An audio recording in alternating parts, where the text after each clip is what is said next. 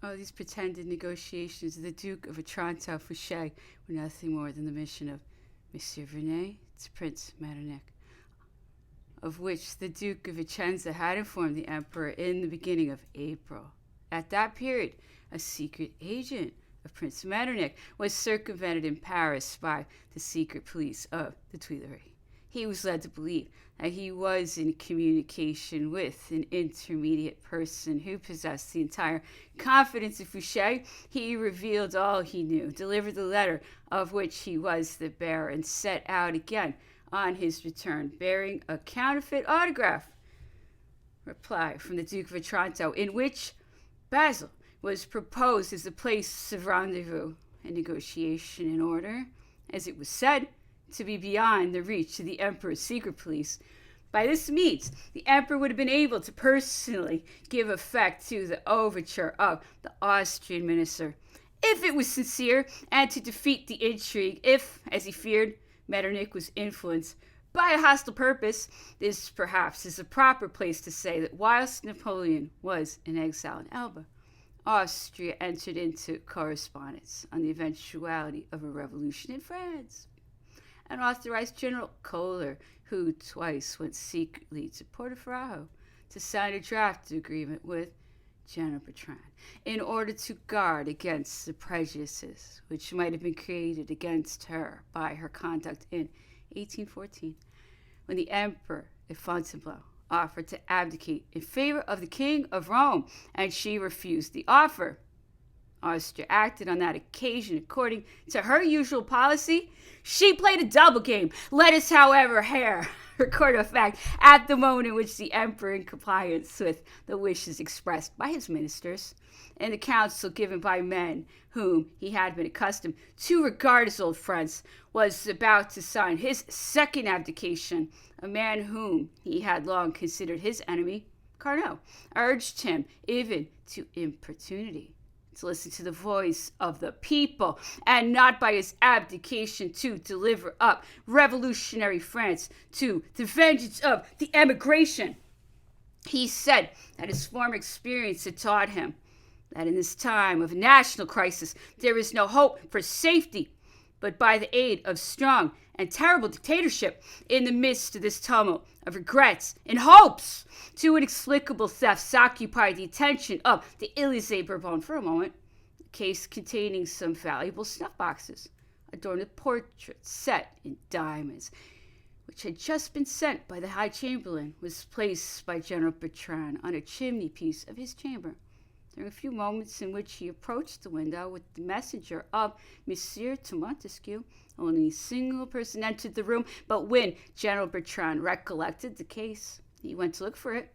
It had disappeared. This, however, is nothing in comparison with what happened to the Emperor himself. One of his ministers had brought some millions of negotiable paper, canal shares, and other securities. The Emperor, having counted them, placed them in their cover under one of the cushions of his sofa.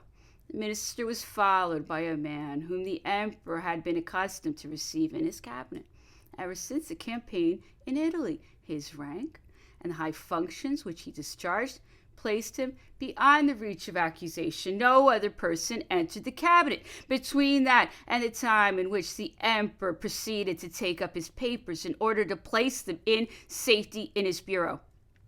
He immediately perceived that they had been touched and were incomplete. 1,500,000 francs had been abstracted. Who had taken them? The mystery was as great as in the case of the diamonds. On the 23rd instant, the Emperor, quite taken up with these thefts, which deprived him of a part of his resources, called to mind the Count Piragot. One of his chamberlains was a partner in the house of Lafitte.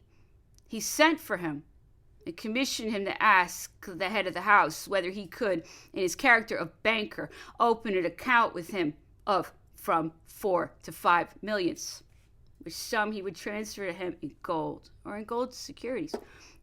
Count Piragot did not hesitate a moment to accept the offer in the name of the house, and that very evening the capital was received by Monsieur Lafitte, who proceeded immediately to the Élysée Bourbon.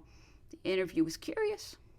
The Emperor expected to meet in Monsieur Lafitte only the man of money, and the fortunate speculator. But after the first exchange of words, he recognized in him a man of high intelligence, and forgetting the reason of his visit, discussed the great political questions which occupied his thoughts and forced Monsieur Lafitte to perceive all the dangers to which the conduct of the Chamber of Deputies exposed the advantages gained by 30 millions of Frenchmen over some millions of privileged individuals whom the armies of Blucher and of Wellington were reconducting to Paris. Then, returning to Blucher, he questioned Monsieur Lafitte on the degree of influence which he had exercised in the decision of Marshal Marmont. It was, in fact, Monsieur Lafitte who, by touching in the heart of Marmont all the chords of the Patriot of 1789 and alarming him by the idea of the sack of Paris, had made him forget his allegiance to the Emperor and all the devotion which he owed him from the day in which, as sub-officer of artillery, he had found a protector, a friend, a father in Captain Bonaparte. The minds both of the Emperor and of Monsieur Lafitte were so entirely occupied with these subjects that the latter took his leave without thinking of taking the Emperor's orders or of giving him any receipt. And it was not till he reached home and found himself with his partners that he became aware of his absence of mind and hastened to repair it. This visit recalled to my mind the one which was made a short time afterwards by Monsieur Lafitte to Louis XVIII. Baron Louis, the Minister of Finance, thinking no doubt by the exaggeration of his hatred to redeem the favors and benefits which he had received from the Emperor, summoned Monsieur Lafitte to declare on his oath whether or not he had in his hands any funds belonging to Napoleon. Monsieur Lafitte, justly alarmed, hastened to the Tuileries and obtained from the Duke Blancard a permission to have an audience of the king. "Sire," said he, on the 19th of March, a few hours before the entry of Napoleon into Paris, "I received from your majesty a deposit of 7 million francs." By the indiscretion of his courtiers, Napoleon was informed of this fact, but he took care himself to allay my fears by advising me to transfer this money to England, and by this means to prove myself worthy of the confidence with which the king had honored me. Louis XVIII understood what Monsieur Lafitte expected of him, and interrupted him. "I knew all that, sir," said he. "The Abbé Louis has been in the wrong. Make yourself easy, and do with regard to the money which was delivered to you at the Élysée, what you did with regard to mine, that is to say, what you promised to do on receiving it. On the 24th, the populace of Paris assumed such a menacing attitude towards the leaders of the Chamber of Deputies, and the crowd so encumbered all the approaches of the Élysée, making the air resound with cries of Vive l'Empereur and of menace to the traitors, that the provisional government did everything in their power in order to determine the Emperor to quit Paris and to retire to Malmaison, there to await all arrangements should be made for his embarkation and departure for the United States. Fouché knew that he could only attain his end by bad faith and apparent devotion, and I heard him cry out at the moment when the tumult outside resounded in the hall, 'Do you hear the people of Paris? Gentlemen, they are the same as they were in 1793, sublime in their patriotism.' Casting a glance at Count Lascazes and the Duke of Vicenza, he said, 'Carnot and I are not suspected by this sublime people, we who sign our oaths to them with the blood of Louis XVI. 8 days after having pronounced these words, the ex-conventionalist opened the gates of Paris to Louis XVIII.